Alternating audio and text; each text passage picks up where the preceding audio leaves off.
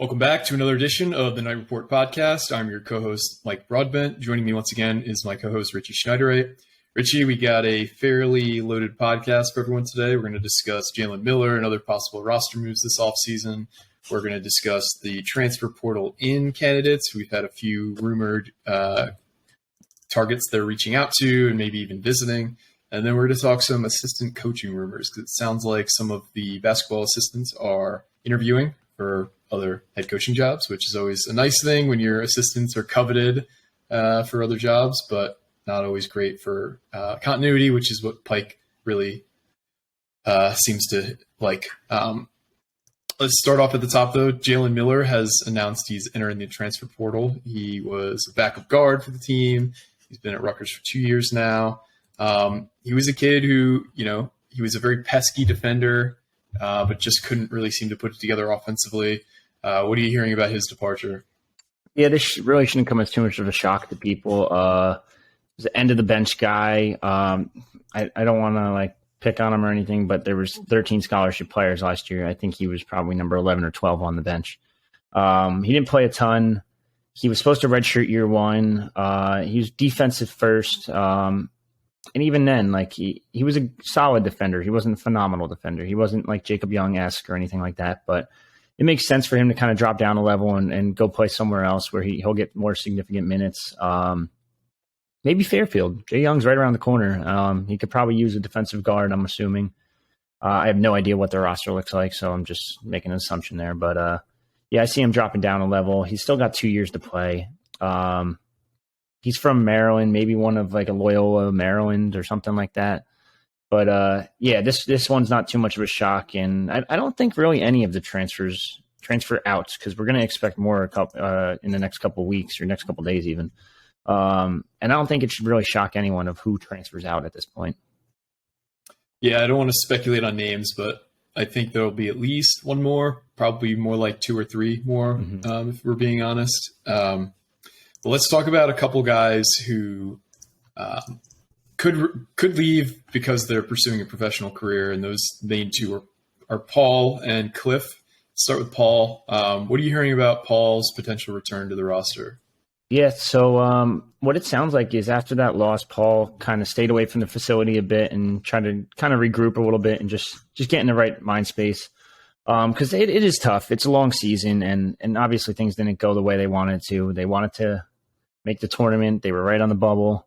They wanted to win that NIT game. They lost ugly to Hofstra. I think Paul's going to go pro. I don't think there's any shot in hell he transfers. He's a Pike guy through and through. I just think the games. This is it. He's done his 4 years. He's gonna move on and go professional. I don't see. Like I said, he's not going to enter the portal. I highly, highly doubt I will see Paul's name in portal mentioned at all.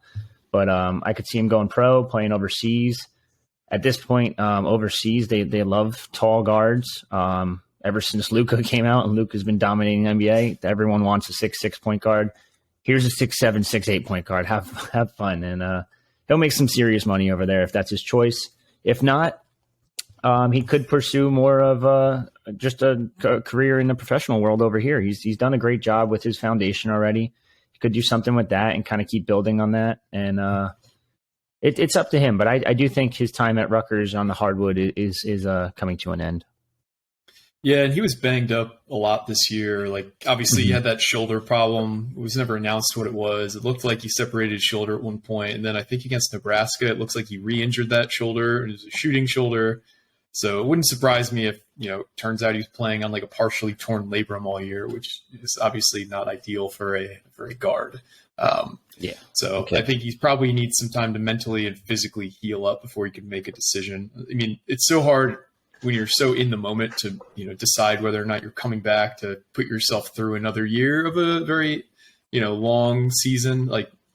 There's a reason why a guy like Jason Kelsey, took a month off to really just kind of heal and think about things and talk to his family before he decided to come back. It's not easy to make that decision in the moment, because most of the time you're probably just saying, I can't do this again. So you need a few weeks. No, that's spot on. What about Cliff? What do you hear about Cliff? Cliff, it sounds like he's leaning towards coming back. There's no guarantees there either way. I'd probably still put it near the 50-50 mark, maybe even like 55-45, maybe 60-40 coming back. It does sound like he's going to be back for another year. There's, like I said, there's nothing guaranteed. They're looking at all the options. I could still see him declaring like everyone does at this point. Go get that NBA scout feedback. Go work out a couple drills. Work out with a couple NBA teams. See what they say first. Kind of gauge what they're thinking. They might see stuff in workouts that they'll be like, "Oh wow, I didn't know you could do that." Like, "Oh shit, like you can like shoot threes." Like, all right, hold on. Like maybe we can make something work out. It's not going to be. He won't be a draft pick. I can almost guarantee that. He does have a shot at going to the G League and being an undrafted free agent, similar to like what I think Ron didn't get drafted, right? No, he was an undrafted free agent. So he could do a similar role of that and then kind of go from there and try to build your resume up in the G League and work out there and eventually get a shot at the pros. It sounds like Ron's doing that right now. He just had a triple-double yesterday in the G League. Yeah, so he's been doing really good in the G League. I think it's only a matter of time till he gets called up more. I know he's on a two-way and he kind of splits time between Toronto and the 905 Raptors, but weird name. But yeah, I mean, I think that it's a legitimate route. People question the G League, and it's actually a good developmental league now, and you get paid too. People were thinking Ron makes like, I know someone texted me the other day. They're like, what does Ron make? Like $60K in the G League? I'm like, no, he makes like $800K in the G League, and he's set to make 1.2 on his qualifying offer next year, which they'll probably give him at this point if he keeps it up, if not more money. So like it's not hate on the G League. The G League is a legitimate minor league system now. Every team's got one.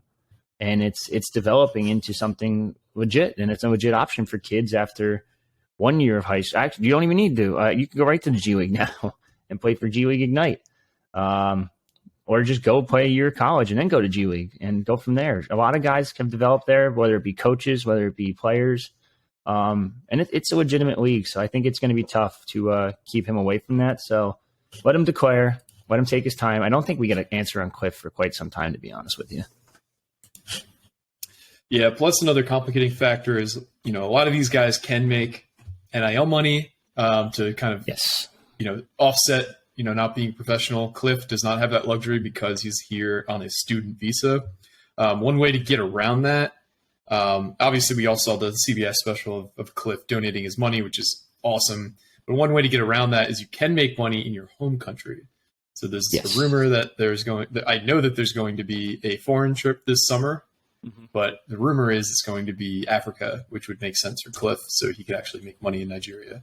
So, huge recruiting wise too. Like people don't understand. Like the NBA Global Academy over there is producing nonstop draft prospects, recruits, like high school kids. Like it's the game is developing on a world stage at this point.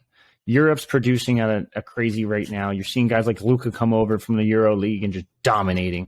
You're seeing guys from Africa come over and just dominating. And it's just the game is so much bigger than what it was when, like, even when I'm young, like I'm only 28. The game is just so much bigger than what it was when I was growing up. And the fact that it's worldwide now is just, it's becoming more and more fun. And there's just so much more talent out there that's undiscovered.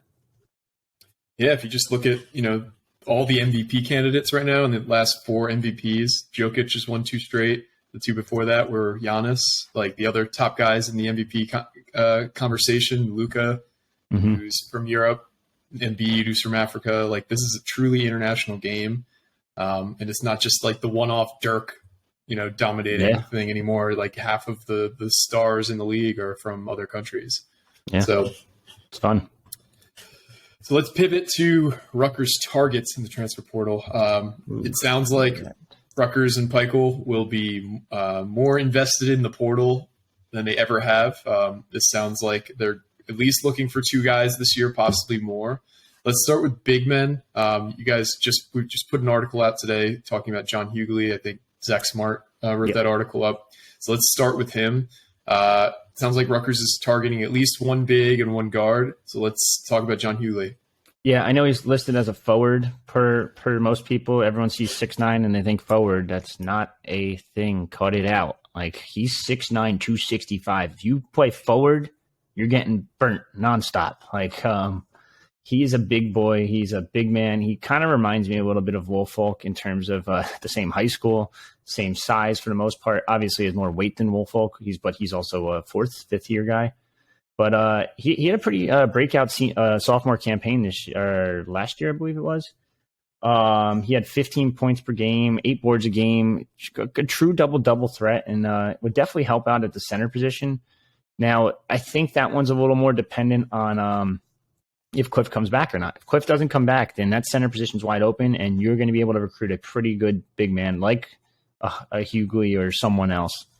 If Cliff comes back, then it's like, all right, hold on. Like, I'm not going to get starter minutes. Like, let's pause here real quick.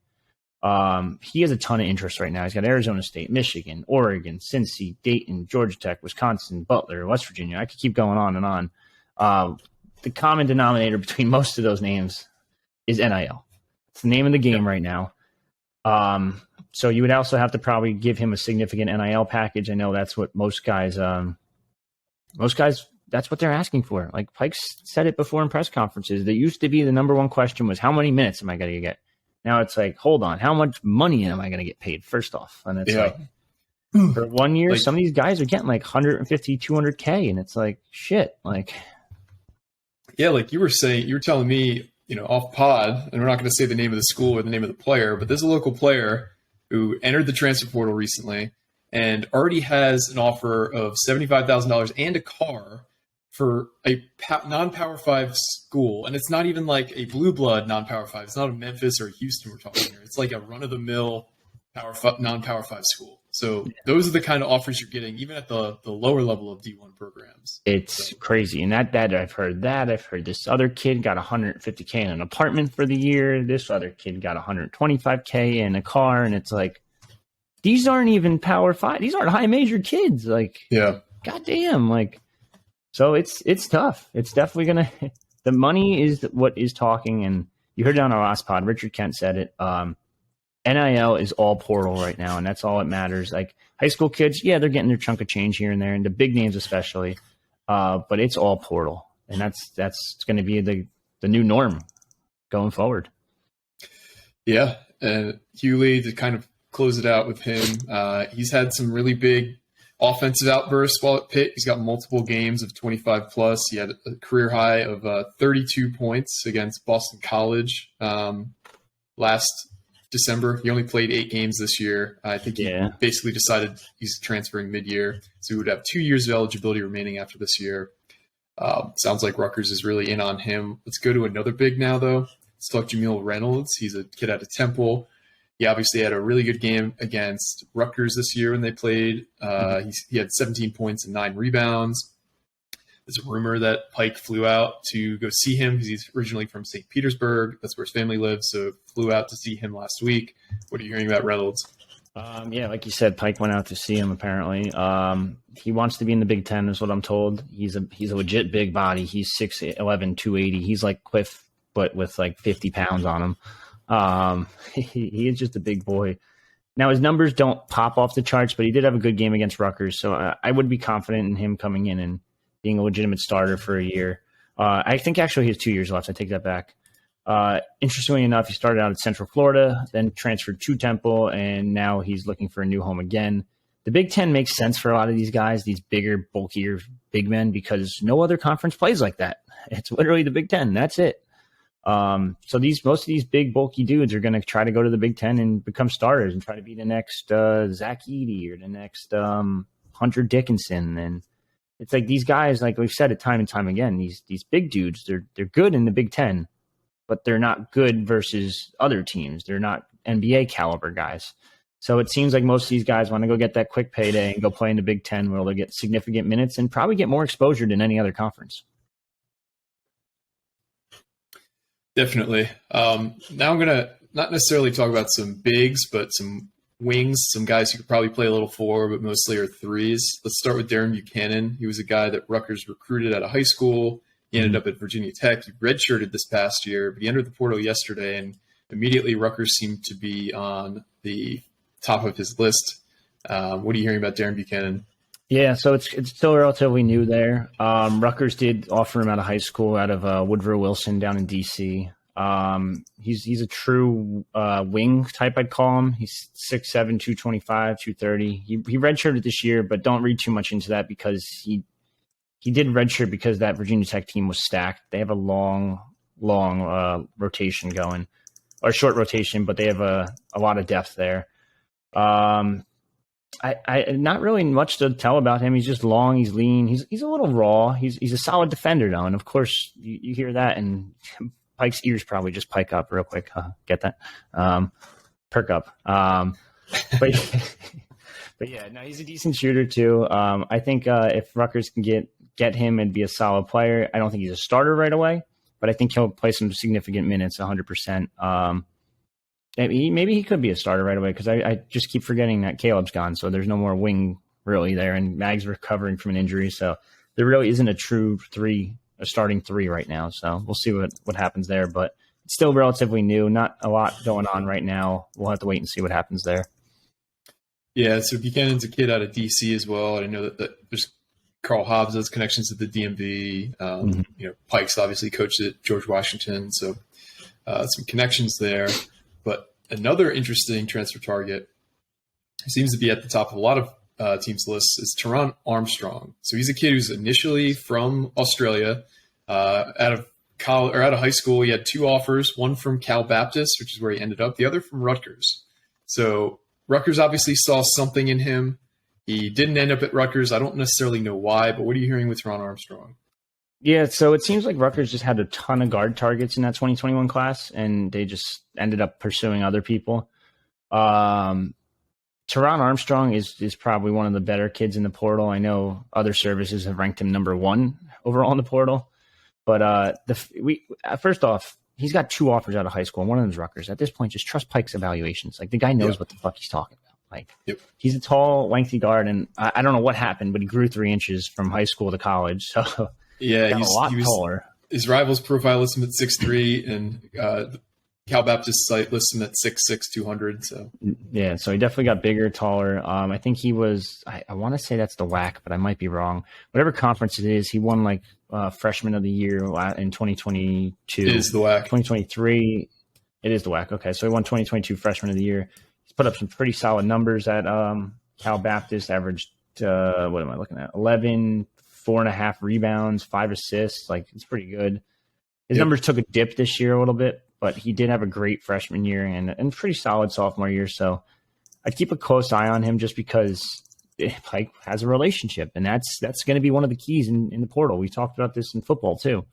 You can't stop these relationships after they commit somewhere, after they sign somewhere. You have to build a great relationship with the kid, and maybe 2 years down the line, Taran Armstrong, for example, is going to be like, oh, man, I remember Coach Pike. He was so real with me. He understood me. He liked me. We were so cool together. Like, we talked so much. He even reached out after I scored did whatever at this game and that game. So, like, maybe it ends up working out. But it's still relatively new. But Rutgers is one of the big names on his list so far. Yeah, the website Evan Maya is really good with, like, rating players and based on, all these sorts of advanced metrics. Mm-hmm. Taran Armstrong, they have a transfer portal area too where they just rate transfer portal guys. So Taran Armstrong is ranked 61st currently out of 818 available guys in the portal. So he's ranked fairly highly there as well. There you go. Got to monitor. Let's move to guards though. A couple of the top guards that Rutgers sounds like they're interested in. One is Nicholas Timberlake. The other is Jameer Nelson Jr. Let's start with Nicholas Timberlake. He's a guy from Massachusetts who is in his senior year, but he has a COVID year available at Towson, and he just entered the portal. What are you hearing about Nicholas Timberlake?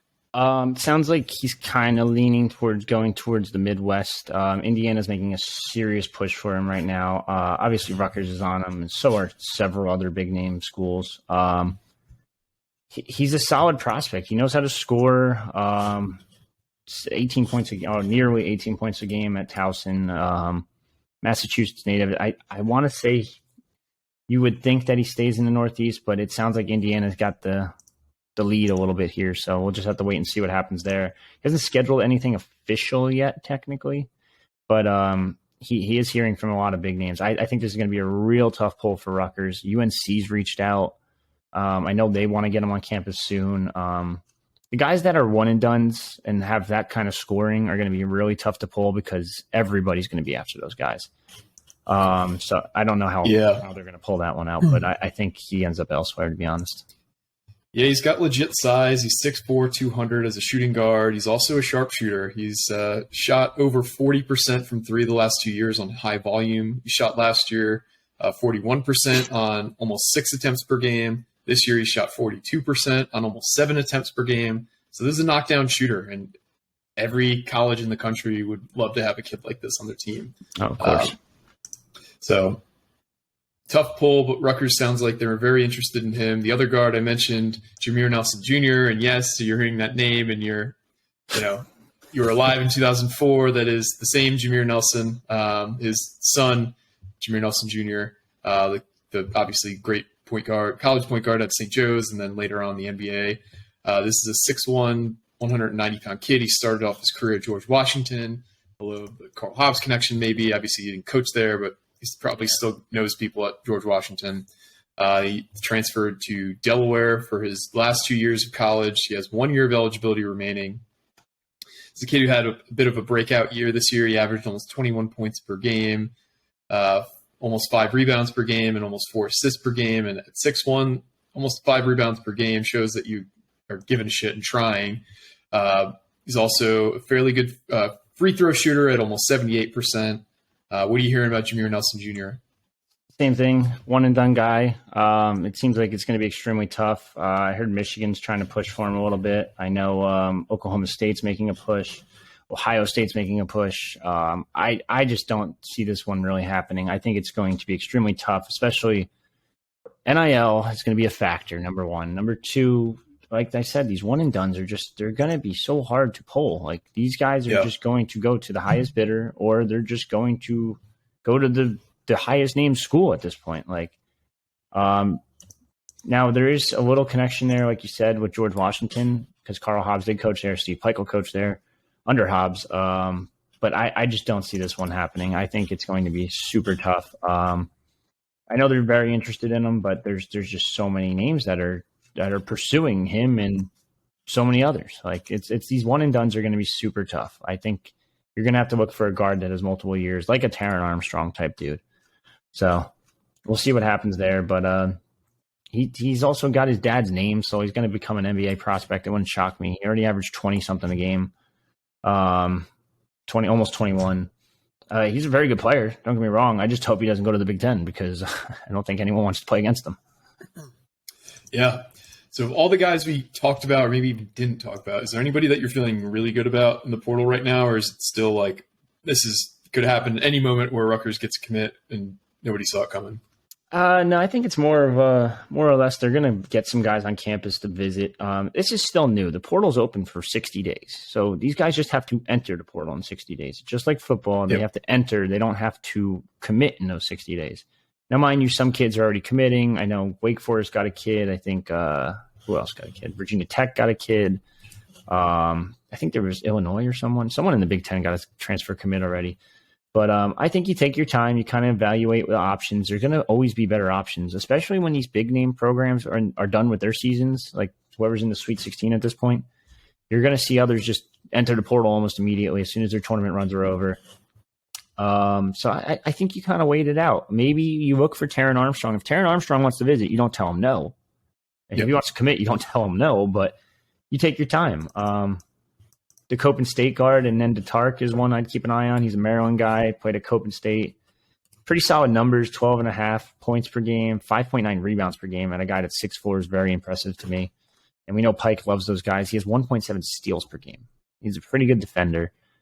Maybe a nice compliment next to Cam Spencer. You need a guy that could probably shoot a little better. He has 32% from three, but that might be better than most of the team right now. So, I think you just kind of wait, but you definitely pursue these guys that are in the portal currently, and like they obviously are, but they're very adamant they want a lead guard. They're very adamant they want a wing because Mawat Mag probably won't be ready until December, and that's like the earliest I'm thinking.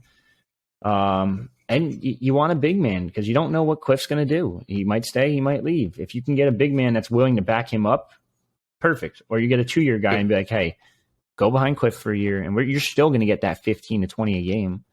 And then the next year, it's all yours. And then you're the big guy for us.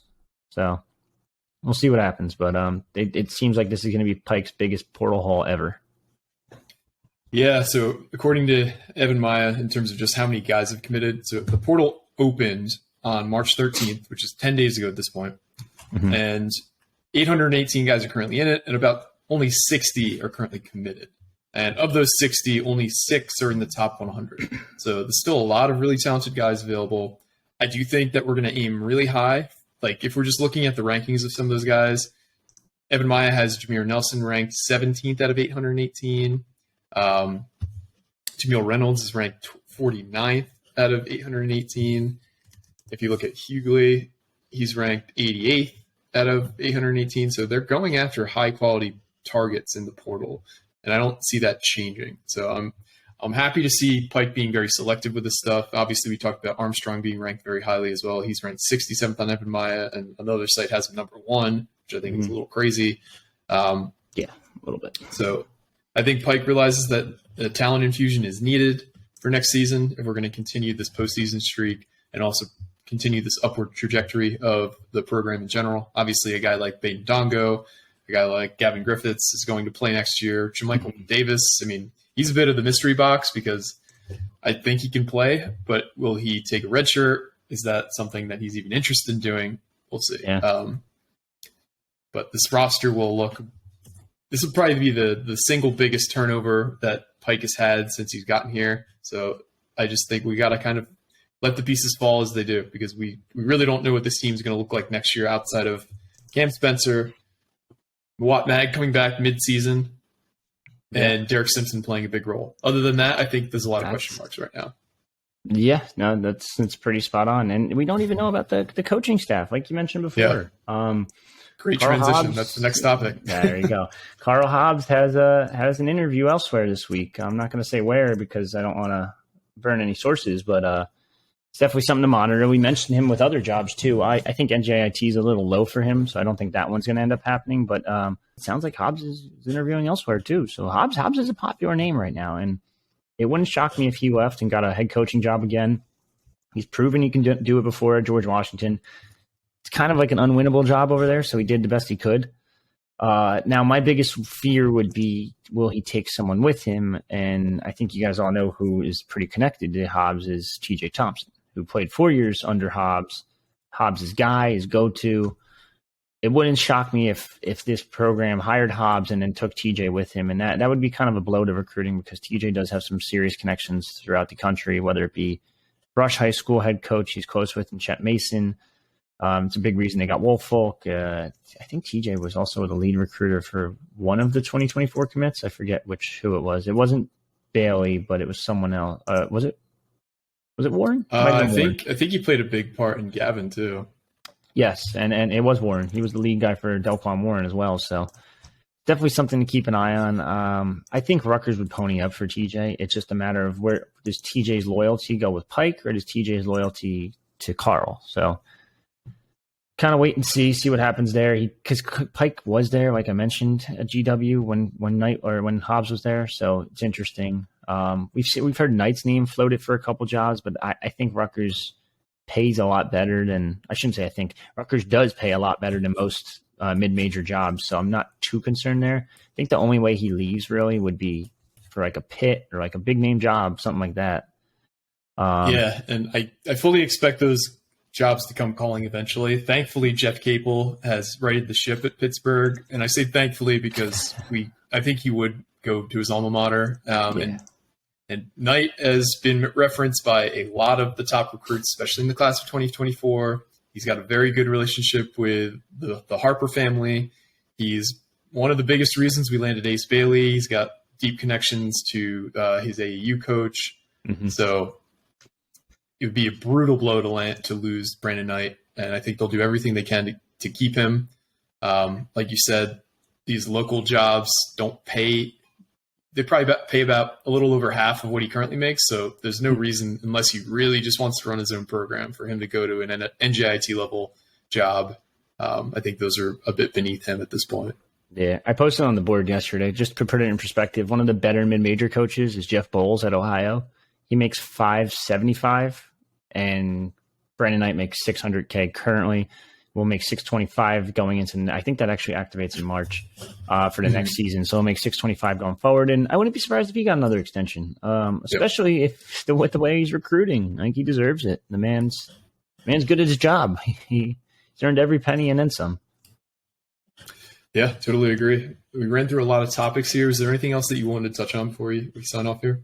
Football practice starts next Tuesday. I assume they'll probably give us Pat Flaherty day one, just because it's going to be like, hey, Pat, what do you think of the team? Oh, I saw them for about 3 hours today. So they're not going to try to reveal anything. They're not going to give us a whole lot on anything on these competitions. The offensive line's wide open. I think I mentioned that back when he was hired, even at the Miami Dolphins, like they switched up an entire unit at one point because Flaherty was like, no, we're not doing this. The interesting thing is Flaherty was with the team last year, so I don't know how much of a difference maker he's going to make. I do think he's a good hire. I think he knows what he's talking about. I don't know how much pull or how much say he had last year as a consultant, but he's just very old school technique wise. He's just going to basically, you just got to push the guy in front of you. That's it at the end of the day. Yeah. Don't commit a penalty and push the guy in front of you that way, not this way. So why did they hire you as the offensive line coach? You seem to know what you're talking about. I know exactly. And you just go under the pads and just push. Like, you got to get mean. And I'll be honest, that guy scares the fuck out of me. Like, I've watched his interviews. I've watched videos of him mic'd up, and Coach Blatz. Oh yeah, dude, that guy he's gonna instill some fear into these guys, and that's kind of what they need. You need a kick in the ass once in a while, especially in the trenches. But yeah, I mean, it's going to be interesting to see what we could see on Tuesday. I don't know how much we're going to get to tell you of what we see, but football is back. It's interesting. Recruiting starting tomorrow. We're going to have Rutgers will have a couple visitors on campus. Jameer Johnson at St. Joe's Prep in PA. He only has one offer right now from Maryland, but he could be a kid to watch out for. I think there's someone else. There's a kid from Rhode Island coming down too, who's got I think a Bowling Green offer, stuff like that. But it's getting back into full swing of things, and we'll have all your coverage, obviously, from practices to post-practice pressers, et cetera, et cetera, et cetera. Also, Rutgers had its NFL Pro Day yesterday as well. Yes. Sounds like a few guys had some standout performances, like Christian Izzian put up some really eye-popping numbers. He ran the 4.3s. He had a 41.5 vert. He had some really impressive broad jump numbers as well. Yeah. Christian Braswell ran really fast. Mm-hmm. Obviously, Adam Korsak did his thing as he transitions. I think, and I don't know if transitions is the right term. He was an Aussie-style punter in college ranks. I'm sure he could do the NFL-style punting as well, but he could get away with certain things in college you probably can't get away with in the NFL. Like the rollout punts are probably no longer a thing unless there's a botched play. But yeah, I have no doubt that he can do any style of punting. He's just a savant. So yeah, he looked pretty good yesterday. Everyone, ironically, everyone was watching the drills of like the shuttles and the 3-cone drill, and I was like, you know what? I just hear a loud boom, and I turn around. I'm like, yep, that makes sense. He's punting. I'm gonna go watch this. All of a sudden, I shit you not, I might be the leader of the group at this point. I might be an NFL scout next too. Everyone started watching Adam Korsak. Everyone just shifted over, and I was like, "Yep, see, guys, that guy knows. I know what I'm talking about." Were there any? So I know that you're allowed. They used to not allow you to do this, but now you're allowed to have underclassmen participate in the pro day stuff. In terms of like CJ Stroud during his throwing session yesterday, yesterday or 2 days ago, he was allowed to have his receivers out there. So I think. Obviously, Jackson Smith and Jigba he's in the draft pool, but a guy like Marvin Harrison Jr., he was also throwing the ball too. Was there any underclassmen that were there that are also participating that you saw? Not participating. Every single one of them was on the sidelines cheering on their guys, but not one was participating. The quarterback was a former Monmouth quarterback from a couple years ago. I forget who his name is. Wide receivers, there was like a couple Long Island kids, like LIU posts, Central Connecticut State guys, like nothing too crazy. Rutgers doesn't do that with kids. They don't really let anyone throw. We're not even allowed to tell you what we see. Yeah, they're going to let the NFL scouts come in and look like. So that's fair. Yeah. All right, guys. Well, stay tuned because we'll have a lot more football coverage moving forward, given that spring practice is about to start. A few practices a week. We'll tell you what we can. But again, you all should know the policies at this point. So apologies if it's fairly barren because that is out of our control. But for me and Richie and everybody else, this has been another edition of the Night Report podcast. Signing off.